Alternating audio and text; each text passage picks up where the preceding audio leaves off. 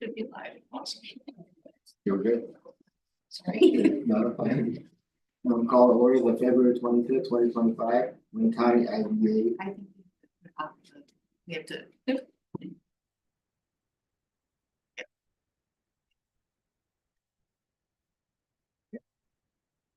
You want to call the order the February 2025, Wayne County IDA. Yeah, you just close, sorry. Yeah, just, there you go. Well, thank you. I want to, motion to approve the January 28th, 2025 meeting minutes. Second. All in favor? Any questions? Move on to 3, resolution to approve county contract and share services agreement between agencies. Anything want to add? The yeah, same as that. I'll make a The motion. county and the ID. Thank you. Second. All in favor? And skip the governance update since we did that, and move on to the fiscal officer report.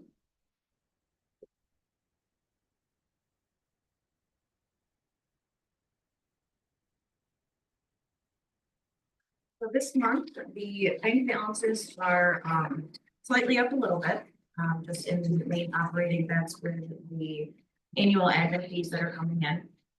Also want to note on March 31st, one of our CDs are maturing at L&B. So we will both present the audit and finance and the board with investment options that we're going to be shopping in the next couple of weeks or so. There is another CD, but that one doesn't mature until end of September. Next page are budgets versus actuals. So for within the next month, we expect the CD interest to come in, which will be a good portion of that budgeted amount. Expenses wise, we have a lot that are going out related to pitch competition. So pitch competition is sponsored marketing wise from the IDA, even though it's run through the EDC. So there's a bunch of those expenses coming out just for the marketing of the program. We've seen it in a lot of places this year. Awesome. I think the marketing is significantly over prior years. I've seen it everywhere. Yeah. That's all I got. Questions, Jamie? I have a question. Like, we approved this resolution for the shared services, and then we look at this financial that represents the expenses that the IDA and EDC and the CFDC pay directly, things that aren't covered by shared services. That's what this financial represents, right? No, it's kind of tied into both. So the contract there that is signed, it's part of it is $50,000 a year. We break that into quarters. So I'll send an invoice to the county for $12,500 from the IDA to the county each quarter. They fund that, so the IDA kind of hangs on to that, and one uses it for the audit or outside accountant or insurance, the contracted services part.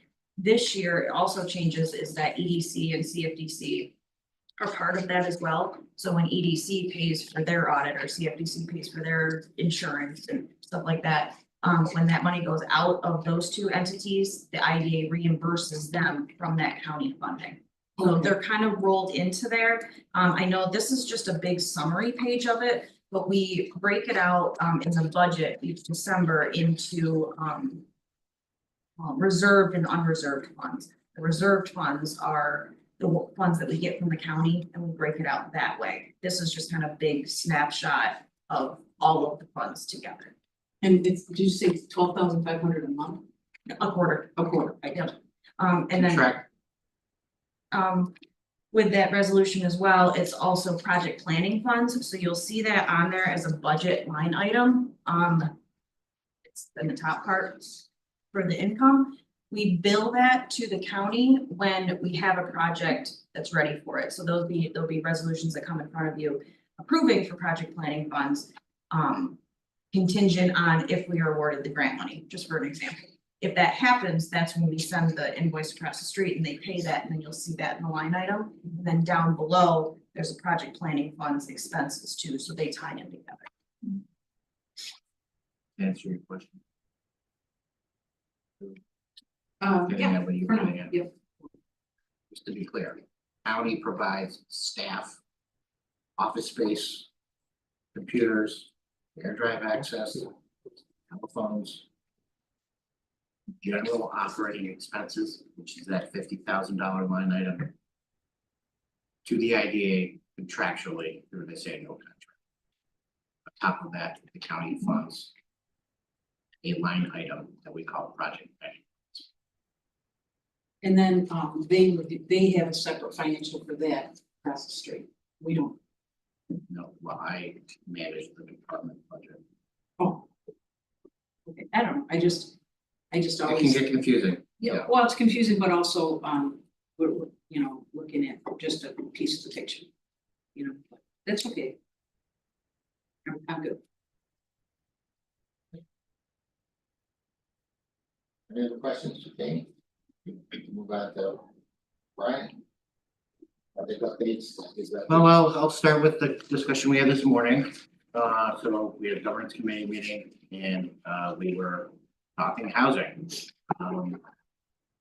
Just in summary, Katie and I did some digging and looking at projects and policies of several, not all of the IDAs in the state to get a little better idea about how parts of the state are approaching support for housing. There's been an uptick in IDA participation in housing projects, in particular in Onondaga County. Maybe I'm watching that closely, one, because I'm not that far away. Two, they're definitely being aggressive about their IDA supported housing projects, given the Micron project and what they're calling workforce housing. Several other IDAs have approached the idea of supporting housing projects from that perspective. So finding a way to justify an IDA's participation in a housing project is connecting it to an economic development project or workforce. Discussed potential amendments to our uniform tax exempt policy, talked about the conditions at the county compared to other counties and how they're different. Macro and micro economic issues going on here. I thought the discussion was good. We got some general feedback from the governance committee. We're gonna refine our approach to this a little bit and build towards sometime maybe in the next couple months, either bringing a discussion or a recommendation. That's to be determined. So the recommendation could be an amendment to our UTEP, could also mean a policy adoption relative to an amendment to the UTEP. Or it might be, you know what, let's hold tight and we'll deal with housing projects from the perspective of a deviation. But lots of moving parts with all of this stuff, lots of discussion at the state and the federal level on housing crisis, cost of construction, all the other things that are associated with all of this. But well, I'll pause there. If there are any committee members or anyone else that we need thoughts, comments, mention on that. Emily? Good. Does anybody have any questions for governance? I can share that spreadsheet too. The one, yeah. Yeah, we did a little breakdown Yeah, and we can do then that, and then if any of the board, because we will be working on it ongoing, like Brian just said, so if anybody has any input for us. Myself, Amanda and Ken are on the governance team. So as we start to build what we want to bring to the board eventually. And it's just the diversity of different approaches that I use. I thought it was really helpful. Yeah. I liked the grid that you set Yeah, up. it's good. What's on that? this is a bit of a blend between our economic development department, if you will, and our planning department, but I'll mention that the planning side of our office is getting started just in very, very early stages of administration of a CDBG grant. Our partner is Pasco, and it's $700,000 for income qualified single family homeowner rehab projects. Pasco has a wait list, so they're in good shape as far as getting funds going. We did issue a press release. In general, I'm hoping maybe if we continue to build a wait list, that there's a list of projects and we can continue to work towards something. Housing is a big issue, an expensive one. And Dave's heard me say this, I would encourage all the local municipalities are eligible for the same amount of money that the county is. So towns have the capacity and the interest in advancing housing rehab programs or other things relative to housing, CDBG funds are available. we're gonna help with all that stuff. We certainly couldn't manage 15 independent CDBG funded housing projects on our own capacity. But hopefully, we're gonna demonstrate a path to operation of a program. Laying down some so it can be helpful to those municipalities. The IDA is there's a program called Fast New York. This is relative to this is attraction efforts. Fast New York is there to help review studies and or infrastructure investments across New York. I submitted an application in October, and staff was reviewing it, never heard from them, and then the governor issued a press release saying we won. So we will be in this board to comment on the project planning funds or approve use of those funds as matching funds to a $100,000 grant that Fast New York is awarding us to do a wastewater study countywide. You see the press releases, they don't say it's specific compliance. Their program is set up on a site-specific basis. So they said, identify one specific site, but if it's countywide, it's okay. Just work on a specific site. So see some press or other things like that in the governor's office. You might get the idea that it's mine specific, but it is not. It is countywide. I'm very engaged with the Water and Sewer Authority on this as well. This comes up a lot. Pretty much every business attraction opportunity, they say, what is the capacity on the water supply and the wastewater side? Particularly on the wastewater side, it tends to be a very difficult question to answer. We're not overbuilding in capacity at any of our treatment facilities. So you get a project like Fairlife, is a massive water user and a massive sewer user.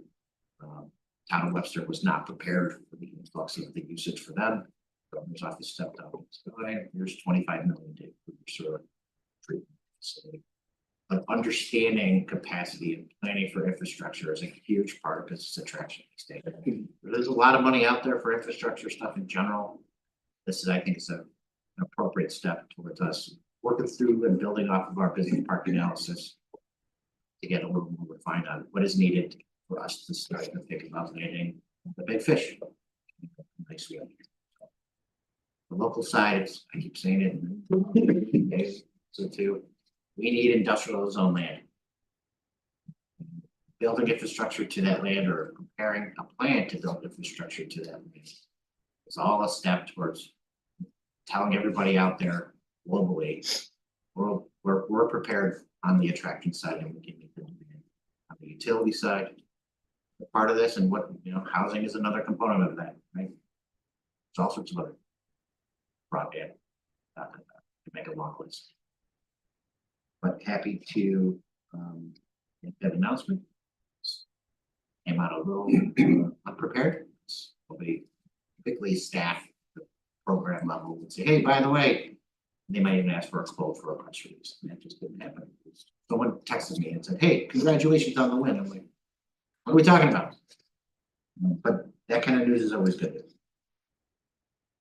With wastewater treatment for companies is a hard thing to do. Unless you. It's depending what their waste system. I could talk about this for hours probably, or at least another hour. I mean, what are we attempting to attract business wise? Well, it's a great point because I'm scratching my head wondering why they had to haul K2 stuff to Wyoming County. We got places here that will take those tankers all day long, but for some reason they wouldn't. There's very few. I mean, we've been in the same position where we've got high DOD waste at times. And the closest plant is Webster, and then there's the plant in Monroe County. Right, Van Leer. But I think Ontario now is up to capacity. So They are. that's what Van Leer can handle and We're not- their permitted It's process. the BOD loading, so it's like in Woket, all over cheese to horseradish. That wastewater from the horseradish raises the double the sewer plant. They've got tanks that they treat to start flowing down egg farm. Metered in. Same thing, egg farm, the wastewater from washing the eggs, they had to build their own treatment system companies, The state all DEC Richardson's is another getting example. I mean, there's lots of examples in the county. changed things. Where I was thinking, When I ran a water treatment or wastewater treatment plant, the state come in. Was changing my speedies permit. And they wanted my DO and my effluent going to the creek. Raised to 10. So I said, God himself can't do that. Certain times of the year because total saturation is 9.5. But sometimes the state don't know what they're doing and they change these limits and there's no way you can handle them. Is that when Wocca did the new facility? That was probably. This 7 is that years ago? public correctional. Oh, Yeah, so even the challenge with that is, I mean, you've got to look at all of your influence and then it's gotta be balanced. Like, so I mean, volume's not always, the only factor, or like you said, you can have a single producer with high BOD. That, I mean, the plant that was servicing, the correctional facility was operating at what, like 35% capacity? But it doesn't matter because it's how do you manage the whole loading that goes in? It's gotta be balanced. And so sometimes they can do that with holding tanks, but it depends on the volume. And prisons are hard to balance the wastewater because what was shot, it was a shot can. All inmates woke up at a certain time. All inmates went to the bathroom at a certain time. Kind of like the military. All inmates left the facility at a certain time. So I had high BOD loadings at 9 o'clock in the morning, then absolutely nothing. And there's, you can't do that. It's like feeding a baby. On a schedule. And it's just, it was a trick to do it. Possible. well, I'll say, you know, didn't that have any bearing on the facility closing? No, Yes, it is. we won't get into that. we will a little bit. Food and beverage, warehousing and distribution, different levels of job creation, relatively the same amount of acreage, if you will, but different utility demand altogether. You're looking for a high job creation. I think there's a natural economically, you know, the county's economy lends itself to food and beverage attraction projects, not to mention just upstate New York.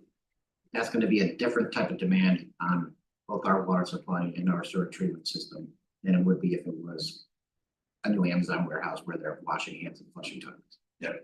And so taking some of that into consideration, and again, it's not, this is not going to be like, okay, everyone's got to increase capacity at their treatment plants today or we're never going to get a win. It's about laying the groundwork and the framework and understanding what's it going to take. If or when, we can be very specific and react and say, we've done our homework, we know what it's going to take. And side by side, similar to what's going on over at Fairlife as an example, increasing capacity on the treatment side, but also their ability to win that attraction. So, Tough. speaking of public correction, last Restroom. I don't buy this stuff, the fairway. So I don't know where they're going. oh, it's I'm more told- popular than regular milk now. I'm told it's old milk. It's not, it's old milk. They break the milk. Butler, so last Thursday, the Empire State Development Board of Directors met and approved their transaction with the IDA. So that has effectively cleared the way for the state to sell the property to the IDA. That drops one of the big shoes. There is this timeline on disposition that we're waiting for to walk through on the state. I think we'll clear that for the April 14th. Yeah, I mean, the earliest you can do it, I think, is April, and whatever the 9th. Somewhere in that range. notice is. I'll check, I'll check. Beginning of April. So we do have, you know, this built-in cushion of time that I'm interested in advancing this as soon as possible. We have a draft purchase and sale agreement at the state right now, waiting for their attorney to review and probably redline them when they've been approved. But with board approval, we get through that, we can enter into the purchase and sale agreement with the state. That will in turn most directly inform our agreement with Westbury for their purchase of us. So all signs are pointing towards a closing probably end of April. encouraged by all this. I think we're on the right path. Timeline wise, I was hoping this would be at this point 4 months ago, but maybe not entirely unanticipated. I think it might take a little time, but we are kind of setting the state of guinea pig for the state on this process in general. But encouraged by that board meeting. If you're interested in watching any other board meetings, by the way, they're streaming. Just things. But good news for us, and we got looks like as of end of May, we'll have public correction back in private sector hands. It's good news, because I hear the governor is interested in reducing her prison inventory so she can sell 5 more. Yes, that's been a possibility for a while now. I think they Maybe 10, depending on how these negotiations go. well, I'll leave that one alone. Maybe we won't have lunch at the cottage and go down. You should go on the Yeah. Retirement? It's businesses dropped right down to just Thursday, Friday, and Saturdays.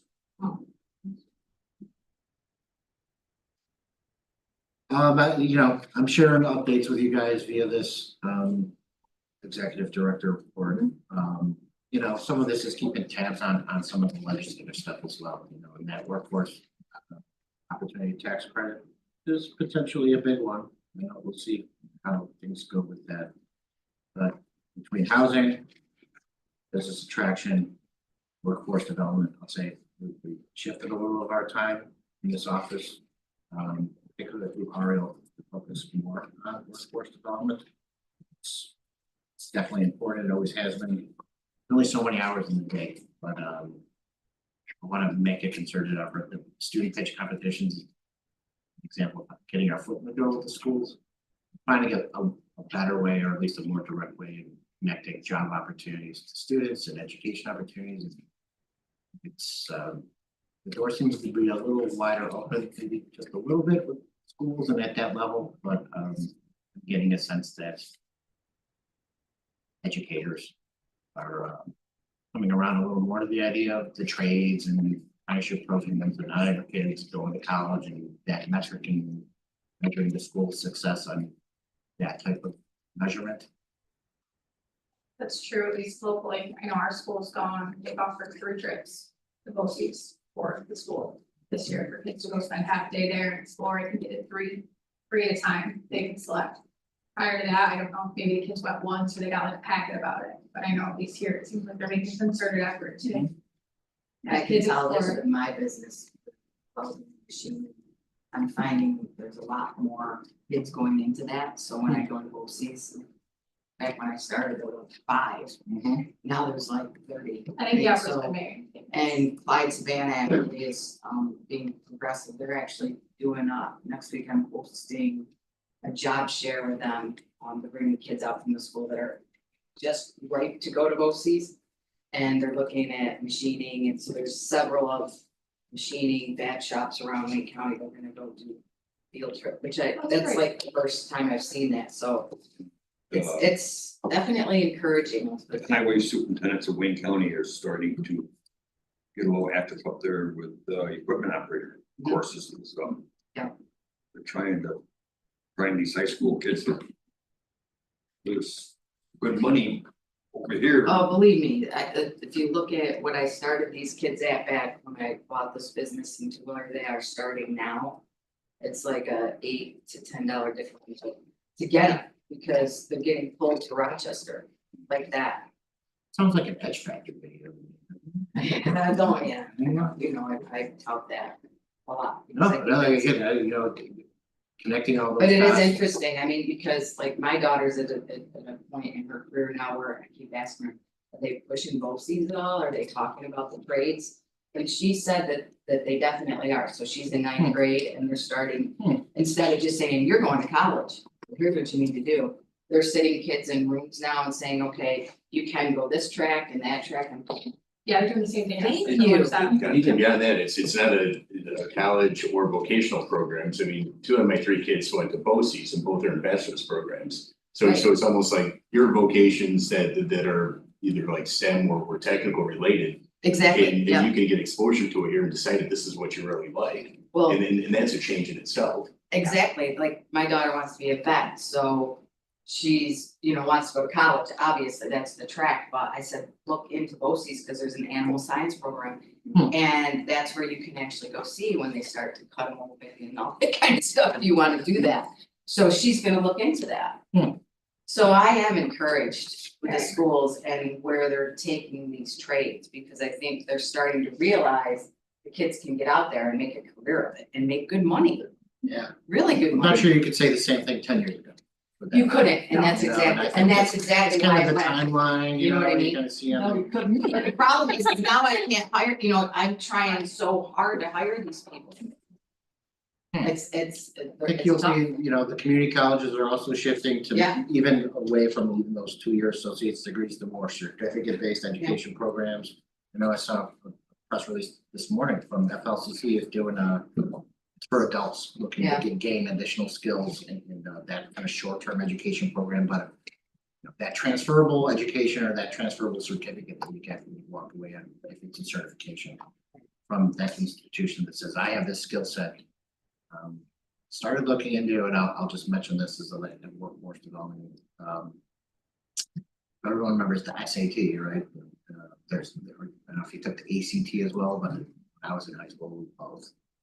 It's all about a test to measure your aptitude for preparedness for college.